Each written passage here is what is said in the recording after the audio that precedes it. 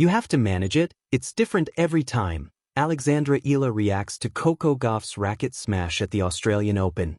Alexandra Eala reacted to the racket smashing incident of her former doubles partner Coco Gauff, who was involved in one of the controversies at the Australian Open.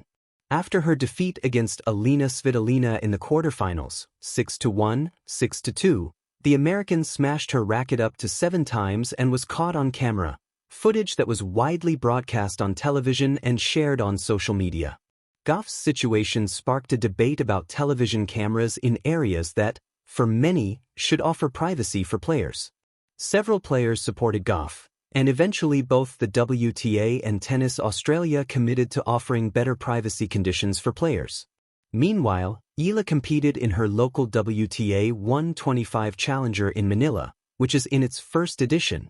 The 20-year-old has made history as the best Filipino tennis player ever, and the Filipino public has closely followed Eala's success, giving greater attention to tennis in her country.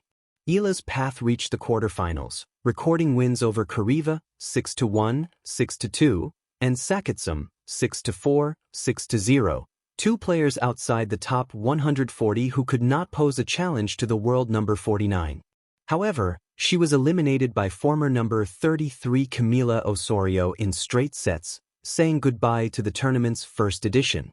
At the same time, the Filipina kept an eye on what happened this week at the Australian Open, where Aryna Sabalenka and Elena Rybakina will contest the title this Saturday. In a press conference, she addressed the Gauff episode, who had been her doubles partner at the 2025 Italian Open, advancing to the quarterfinals before falling to eventual champions Sara Errani and Jasmine Paolini. In the press conference, Eala was asked how she deals with emotions after a defeat. "It's not always the same for each loss, the way I cope," the 20-year-old player said. "I think part of this journey is learning to be self-aware in terms of knowing what I need to do to step back and regroup, because in tennis you lose a lot and some losses are going to be more difficult than others. It's something you have to manage. It's tough, and it's different in every situation for me. I don't really have one specific thing that I do all the time. It's just very different with each loss. Certain aspects of my game just didn't show up today."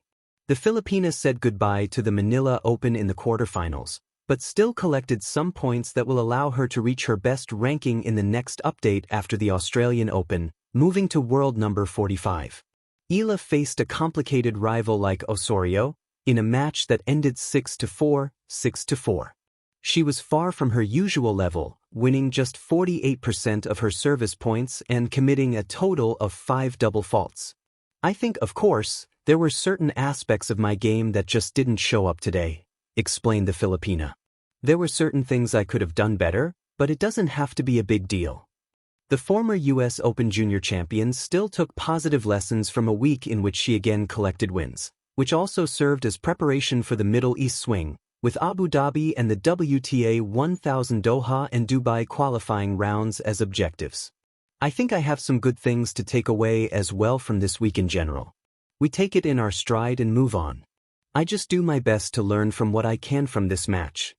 Eala was also pleased with the support of the crowd on this occasion, playing a professional tournament in her home country for the first time. "It's so nice to feel the support, especially during a loss or during the tough moments in the match," Eala said. "I think it really cushions the blow. Playing in front of crowds like this that are passionate and that support you is a double-sided sword. On one end, it does cushion the blow because you know that they're there for you and they support you. On the other hand, it hurts a little more and it's a little harder to accept because you want to do the best for them. I think I gave it my all today and there were no regrets, so I'm happy about that." Women's tennis has been overlooked for a long time.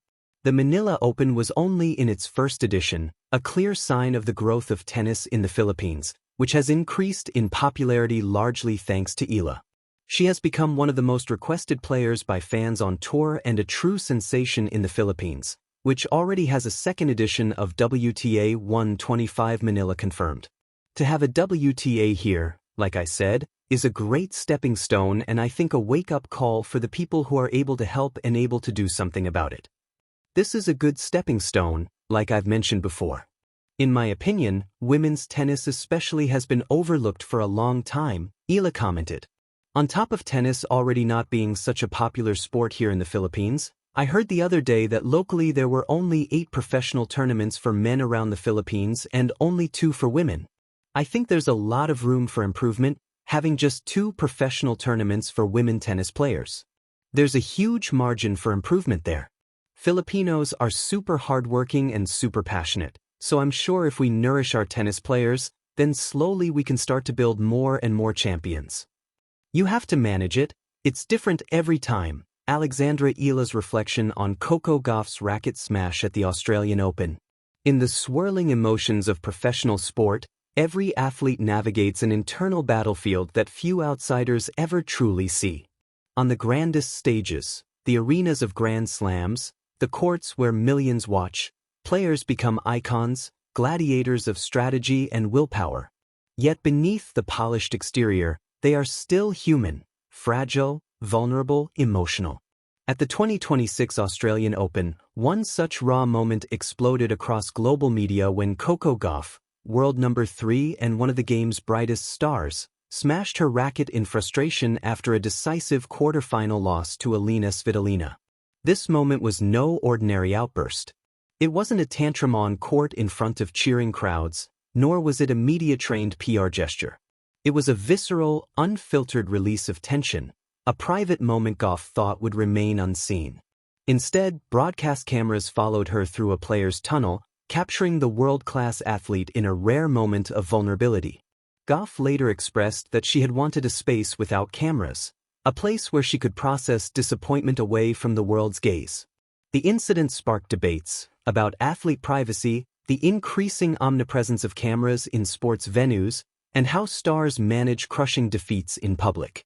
Support poured in from legends and peers alike, from Serena Williams offering playful support to Iga Swiatek lamenting the lack of privacy for players. Amid all this, another voice cut through, one from outside the immediate drama, yet deeply resonant, Filipino tennis star Alexandra Eala. Perspective from beyond the limelight. Alexandra Eala is a rising talent in the women's game, a trailblazer for Filipino tennis and the first from her nation to reach the top 50 in the WTA rankings. But unlike many who chase headlines, Eala has often been thoughtful about how she processes both victory and defeat. At a recent press conference, when asked about Coco Gauff's racket-smashing moment and how she herself deals with the emotional toll of tough losses, Eala gave a response that was simple: